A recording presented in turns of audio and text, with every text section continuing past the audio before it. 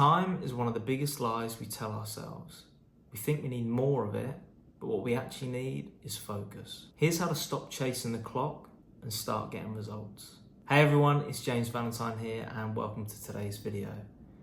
In today's video, we're going to go into how to stop worrying about time and focus on what actually moves the needle. So let's get into it. First of all, why are we bad with time? Well, we often set these lofty goals and put time frames on things, but we underestimate how long things take. And one of the main reasons that is due to procrastination. That is the number one killer of getting things done. You might give yourself a week to complete something, but truth be told, how much of focused time does it actually take to complete that task? Procrastination can be combated by eliminating the distractions that actually take you from your focus. Say you've got a task where you need to film YouTube videos. If there was anything, even right now in this room, that would take me away from filming this YouTube video, I'd have to eliminate it. For example, I've got a pet, I've got a dog called Ralphie, and he's out of the room. Now, why is that? Because I'm not leaving any chance that there'd be a distraction in this video. He could at any moment go and grab his toy and want to be played with, and can you see how that would just totally take me out of the game? So another one to focus on is over planning. We love to over plan things when sometimes you just need to jump in. Now, the best use of your time, especially in business, is to focus on outreach, that number one thing to actually get the clients in the door. So many people spend so much time focusing on their website or designing a logo, when literally right now and today they could be talking to their future clients. And any time that passes and they're not doing that, time is money in that aspect. So I live by something called the needle moving rule.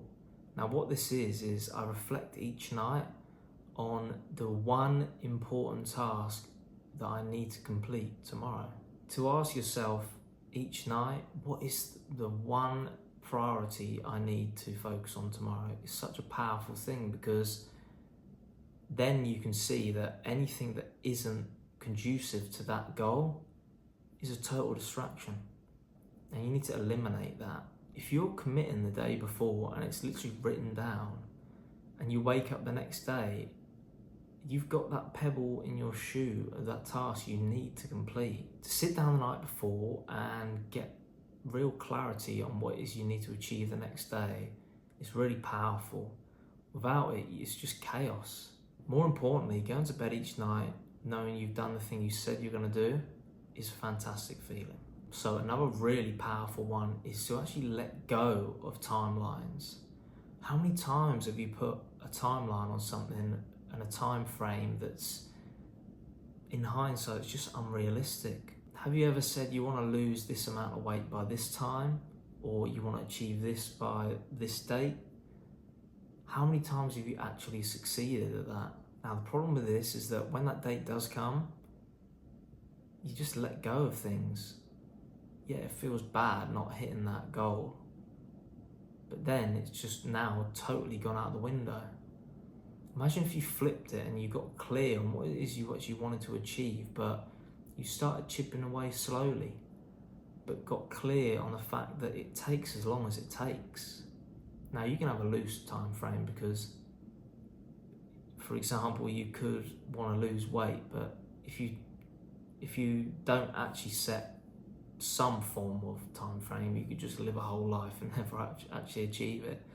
And so a good way to do this is, if you have got a time frame, double it, maybe double that again, and then give yourself that time. What we want to do here is actually build the habits and the consistent habits that lead to progress that you can do each day. This also creates unnecessary stress for our nervous system. Knowing you have to have something done by a certain deadline creates a bit of stress. Now, Sometimes a little bit of stress is good. To have none at all means you probably don't care about the thing. Though if we can eliminate this as much as we can, letting go of timelines is a good way to do this. So the next one is the importance of energy management. Tackling the task when your energy and your cognitive energy as well is at its highest is a really important thing to do.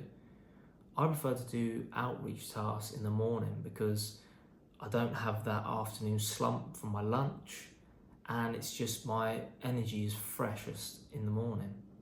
Wouldn't you agree that if you're working a 12-hour shift, that first hour versus the last hour, it's going to be night and day, literally.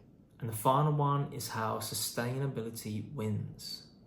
The tasks you can actually sustain and you're not overwhelming yourself with, that you can chip away at daily, are the ones that are going to win over time. Now, wouldn't you agree that if I said to you, okay, I want you to start doing from tomorrow 2 hours a day on the treadmill.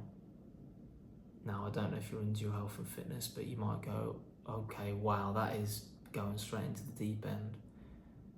Now, if I gave you that, you might do it, and you might do it for a number of days, but the truth is, over a long time for you, where you're at right now, that might not be sustainable. So to round things off, time isn't actually the problem, it's the things you choose to focus on. You need to stop worrying about the clock and timelines and actually ask yourself what's truly important today and what truly matters today. We often get caught up in future and we like to live in the past as well, but we only have the present moment.